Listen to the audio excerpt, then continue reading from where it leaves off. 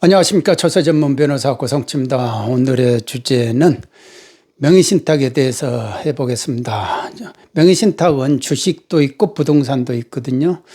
주식의 명의신탁은 증여의제라 해가지고 세금으로 증여세가 나갑니다. 그런데 이제 부동산 명의신탁의 경우에는 특별하게 제재할 수 있는 그 세금은 없어요. 단지 이제 과징금 부과처분이 있다라는 겁니다.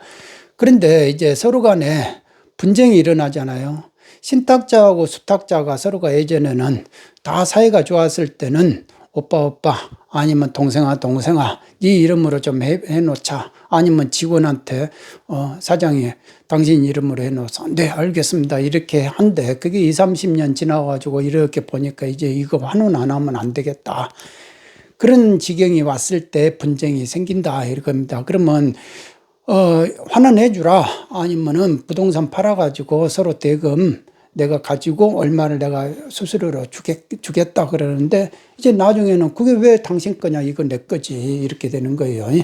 나이가 들면은 특히 이제 신탁자 죽어버려라 이렇게 하고, 그렇게 되면은 온전히 자기 것이 되잖아요, 수탁자. 그렇게 해서 분쟁이 일어난다라는 겁니다. 그래서 내가 그러면 소송하겠다 그러면은, 그래 소송해라, 빨리 소송, 명의신탁 소송 빨리 해가지고 가져가거라, 막 이런 식으로 나가요. 근데 그 의도가 뭐냐, 다 복선을 깔고 이 수탁자가 적당하게 계산한 게 아니에요.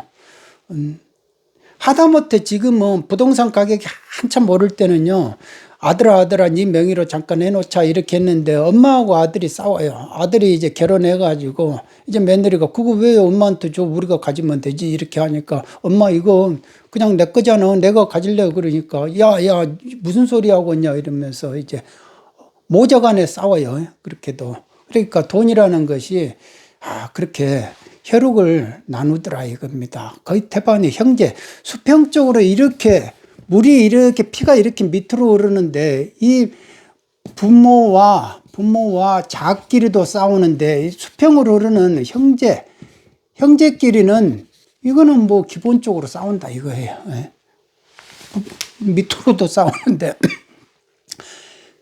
이 명의신탁 그 경우에는, 자 봅시오. 지금 이렇게 보면은, 제가 이렇게 상담 같은 걸 받아보면은, 자 일본의 경우가 있고, 이제 빌딩 막 이렇게 큰 소유자가 있고, 종교단체가 있어요. 종교단체가.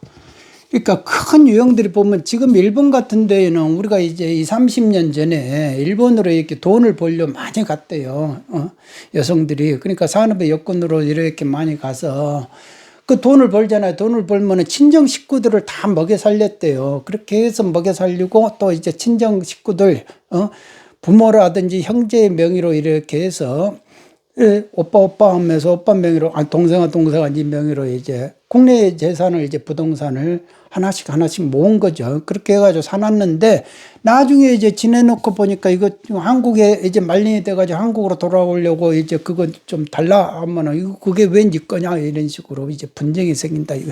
이런 경우가 상당히 많다 그러더라고요. 그래서 내 사례 같은 경우를 말을 해달라, 이런 사람들이 많습니다, 일본에. 막 그러시더라고요.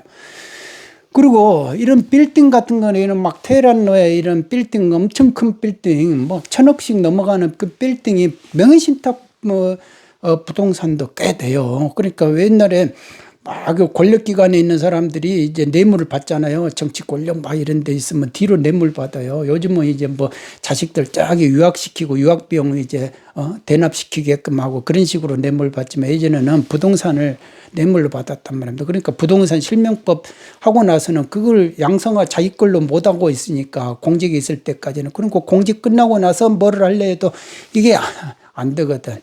그러다가 이제 죽을 때쯤 야야야 이거 내 거다. 내 건데, 이제, 이혼을 하고 있는 그 사람한테, 배우자한테, 그 자식들한테 이거 가지고 가거라. 내 부하한테 맡겨놓은 거를 찾아라. 라고 유언하고 죽어요. 그렇게 해서 이제 분쟁이 생기는 거예요. 이거 달라고 하니까, 그거 왜, 아닙니다, 아닙니다. 이건 내 겁니다, 내 겁니다. 이렇게 하잖아요. 그러면 이제 그것 가지고 이제 다퉈야 되잖아요. 그리고 종교단체는 요즘에 이제 막 사이비 교주 막 말 나오잖아요. 그렇게 해서 사이비 교주의 그건 뭐예요? 사이비 교주는 돈 플러스 재산이에요. 돈 플러스 여성의 성이죠. 돈과 여성을 착취하는 거죠. 그거를 좋은 말로 해가지고 자진해서 헌납하게끔 만드는 게 그 사이비 교주의 능력 아닙니까? 이렇게 되면 돈으로 해가지고 부동산을 모으죠. 우리나라 사람들 어디다 투자할 게 뭐 있다고. 부동산에다 야금야금 투자하는데 그걸 그러면 교주 자기 이름으로 하겠느냐? 아니죠. 신도들 이름으로 한다. 그러면 세무조사 해가지고 그런 거를 확인할 수 있어요. 적출을 할 수 있어요. 그런데 못 봤다 하고 눈 감아버릴 수도 있다 이겁니다. 왜? 종교단체의 힘이 그만큼 세다 이거예요. 최근에 종교단체도 어디 국정원에도 있고 현직 검사도 있고 자기 신도가 그래가지고 그 사람들이 막 이렇게 도피하는데 도와주고 그랬다는 거 아닙니까? 그러니까 종교단체는 막 광신도가 있어가지고 가가지고 누가 뭐라 하면 교주 뭐라 하면 가가지고 막 테러 해본다든지 막 언론사 같은 경우는 점거해버려요. 그러니까 이 공직자들이 종교단체 막 과세하라 누가 와가지고 데모하고 있잖아요. 그런데 건들지도 못해요. 왜냐하면은 분란이 생기면 내 있을 때 분란 생기면은 나만 이제 야야 위에서 정치권에서 너 왜 그렇게 분란 일으키냐 하면서 조용히 해라 이렇게 이제 압력이 들어오거든요. 그러니까 종교단체 과세가 쉽은 게 아니다 이겁니다. 하려면 할 수 있는데 얼마든지 할 수 있는데 눈치 보고 있는 거예요. 그럴 수밖에 없는 것이 종교단체다. 그러면 결국은 이제 싸우는 거야. 결국은 분쟁을 싸우려면 그러면 입증에 문제가 있거든요. 입증 책임을 누가 지느냐.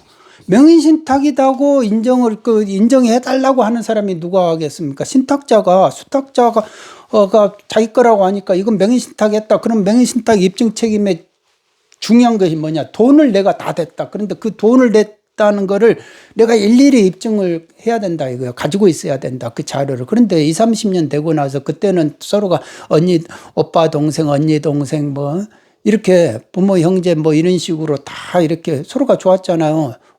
믿을 만한 후배고 믿을 만한 부하고 이렇게 했죠. 그때는 이해관계가 동일할 때는 우리가 남이가 이렇게 했다가 지금 이해관계가 상반되면 내가 언제 그랬냐. 이런 식으로 되니까 자료를 안 가지고 있다 이거예요. 그러니까 일단 입증 책임에서 불리해요. 명의신탁을 주장하는 사람들 입장에서는.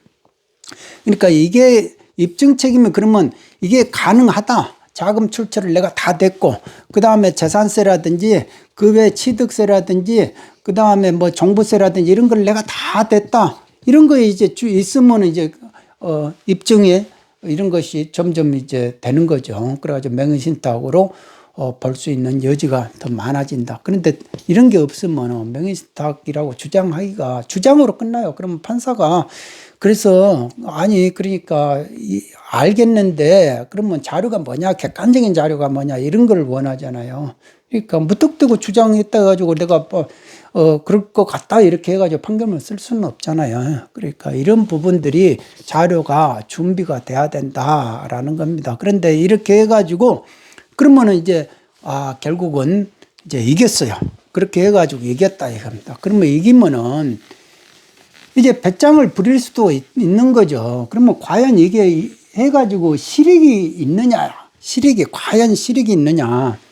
소송을 해서 과연 이런 실익이 있어야 무슨 소송을 할 거 아니에요. 그런데 이런 것이 분쟁이 생기면 결국은 국가만 좋다 이거예요. 국가만 좋다. 국가는 싸워라 하면 되는 거예요. 이 판결문이 집적이 돼요.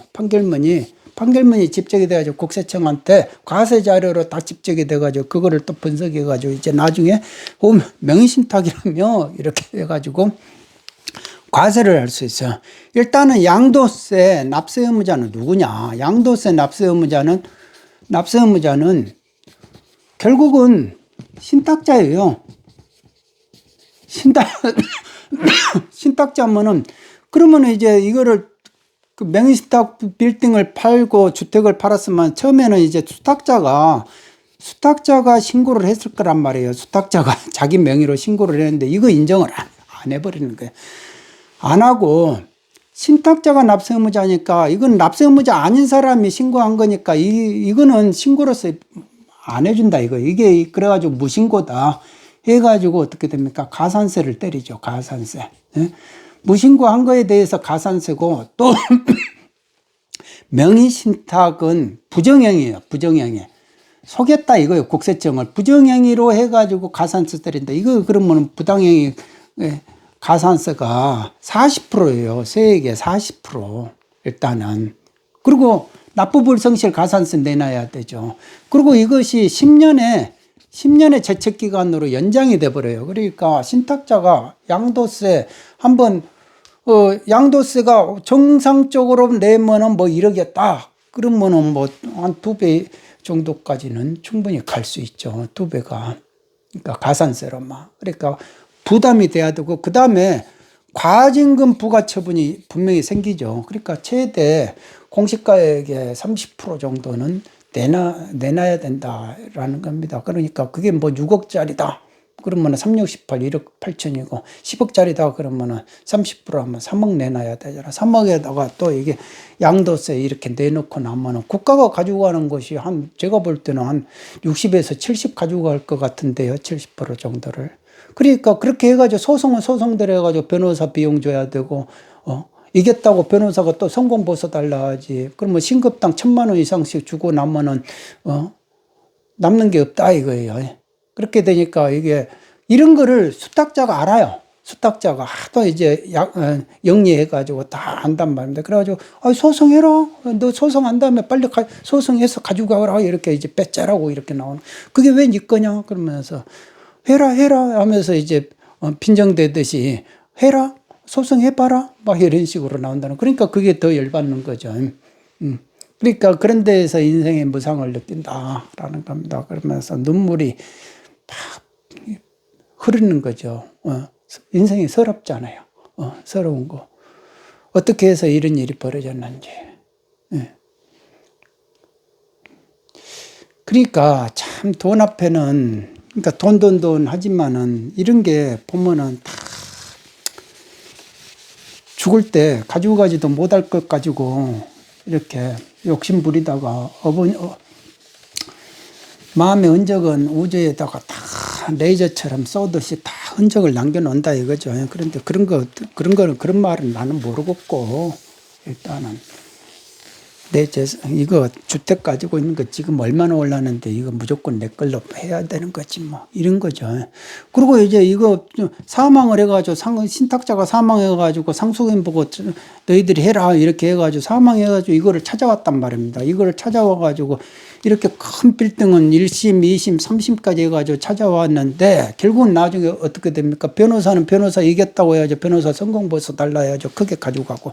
그러고 나서 나머지 거는 내 건갑다. 1,000억짜리 가져왔으니까 됐다. 뭐 이렇게 하는데 상속세가 나와요. 상속세가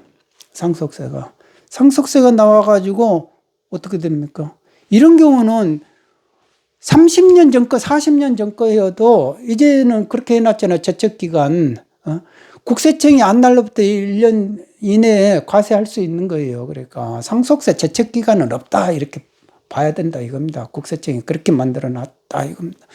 그러다 보니까 이거 상속세를 내놔야 돼요. 그런데 만일 20년 전 거다. 20년 전에 사망을 했다 그러면 20년 동안에 가산세가 붙여야 되겠죠.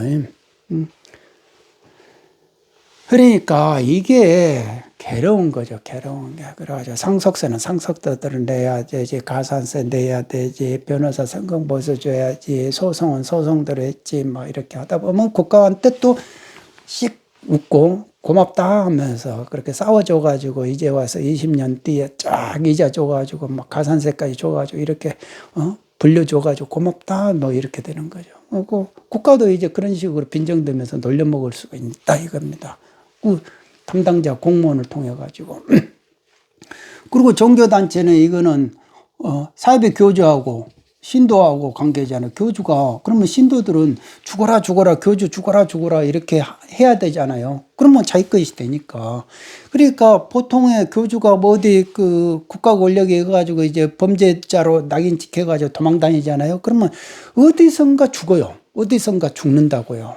그러니까 누군가가 나는 그거를 볼 때 누군가가 죽이고 싶어 하는 그 염력이 어마어마할 것이다 이거예요. 만일 1,000명에게 신도들에게 부동산을 명의시하겠다 그러면 1,000명의 신도들이 우리 교주님 죽었으면 좋겠다 뭐 그렇게 할 거 아니에요. 그중에 100명만이라도 죽었으면 좋겠다 내 걸로 만들기 위해서 뭐 이렇게 할 거 아닙니까? 그러니까 나중에 참 이런 것이 드러나면은 괴로운 거죠. 그러니까 이런 종교단체는 제가 볼 때는 세무조사 한번 해가지고 쫙 그걸 한번 걸어내면 돼요. 그리고 이제 감사원이 나서면은 이 부동산 명의신탁 그거는 어느 정도 잡아낼 수 있어요. 그리고 정치인들 뒤로 이렇게 빼놓은 거, 대장동부터 씌워가지고 각 지자체마다 뭐 부동산 이렇게 개발해가지고 수익 내려고 하는 그런 사업들이 각 지자체마다 있어요. 그러니까 그게 성공한 사업이 있고 실패한 사업이 있고 그런데 이제 그 어떤 경우가 장난친 것이냐 이렇게 보면은, 가령 이제 회사를 분할을 시켜가지고, 아들아, 네가 회사 만들어가지고, 이거 아파트 건설한다고 막 이렇게 해가지고 분할해라. 막 이런 식으로 하면은, 그렇게 해가지고 분할에 의해서 적격 분할 뭐 어쩌고저쩌고 해가지고, 그 조세를 몇천억씩 감면받은 그런 사건들이, 그런 것들을 추려보면 된다. 이거 지자체 단위마다. 근데 그런 거를, 확실히, 하나씩 추려보면은 분명히 그 속에 누가 하나는 걸린다. 이겁니다. 분명히 그런 게 걸려 있다. 근데 못 본 척 하려 하죠. 왜? 그 사람들이 이제 큰 세력들이니까 돈을 가지고 있는 세력들이 어떻게 되냐? 우리나라도 이제 점점 그것이 돼요. 그러니까 세습이 되는 거예요. 세습이. 직업도 세습이 되고 부도 세습이 되고 다 그렇게 세습이 되려고 고시를 다 폐지해가지고 개천에 욕나는 사람 없어 이제. 그걸 누가 했느냐? 노무현 정권도 고시를 폐지했다 이거예요. 그러니까 그때 이제 대법원에서 우리가 로스쿨 이거 반대합니다 하다가 그 사람이 뭐라고 그러냐면은 그쪽 법원 쪽에서 우리 자식들은 다 대법원 변호사 시킬 수 있는 거 아니야? 옛날에는 뭐 고시 합격해야 변호사 되죠. 그런데 지금은 로스쿨 가면 되니까. 그러니까 아버지가 의사하면 밑에도 아들도 의사, 딸도 의사. 아버지가 변호사하면 아버지가 판검사 법조인이면 아들, 딸도 법조인. 그리고 회사 사장이 자기 아들을, 그 아들, 딸의 변호사 하면, 야, 너희들, 우리 고문 변호사 해가지고, 거기 뭐 1년에 10억을 주든지, 퇴직금으로 사회이사로 얼마를 주든지, 퇴직금을 얼마를 주든지, 상관이 없다, 이거 아닙니까? 세금만 내버리면은. 그러니까 그런 식으로, 대를 이어가 버린다 이거예요. 일본이 그런데 일본이 신분 세습 사회가 된대요. 그러니까 국회의원 되는 사람은 집안에서는 맨날 국회의원 되고, 개요 대학 같은 경우는 유치원에서 유치원 입시가 있대요. 유치원 입시가 있고 초등학교 입시가 있고 중학교 다 그렇게 입시가 있대요. 일본은. 그런데 초등학교 때 개요 유치원의 입시 경쟁을 한다 이겁니다. 그때 합격하라 하면은 중학교, 개요 중학교, 개요 고등학교, 개요 대학까지 그냥 간다고 그래요. 그게 무슨 그런 일이 있었냐. 우리나라 같으면 큰일 나는데. 근데 일본은 그렇게 된다. 그게 가능하다는 겁니다.